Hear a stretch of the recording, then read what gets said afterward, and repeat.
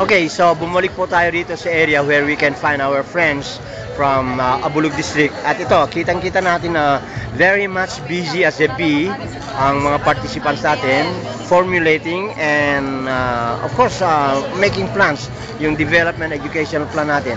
Nandito sa tabi natin si Sir, particularly sa curriculum development, and well, ayan na, pinagsama-sama na yung mga ideas, and then they are coming up with a general consensus as to how ma-implement ang curriculum, ma-improve ang kanilang curriculum sa distrito ng Abulug. Okay?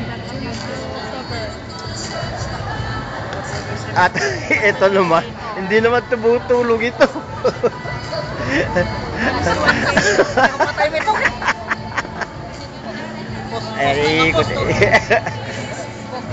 Tanong naman si Sir Marianito kung anong idea niya. Nakaposing siya eh. Ayan. Anong na-contribute mo dyan, Sir? Yeah. No, we were only injecting some kind of cracking jokes, no? I will edit later. Kayo po ang mag-edit mamaya. Editor-in-chief. Siya raw mag-edit mamaya. So finish it right now and then submit it to nandiyan si kasamang Roland, no? Si Edit? Ma'am Edit? Okay, these are our friends from Abulug District. Mga kababayan ko yan eh.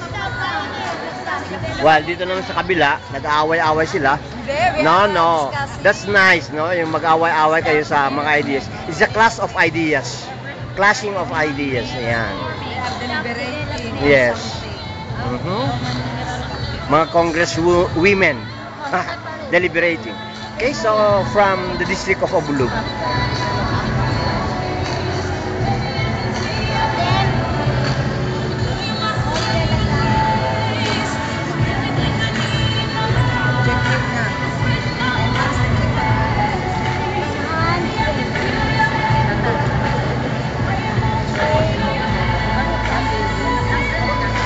Ayan ang gusto kong yan ang posing para nagtatrabaho.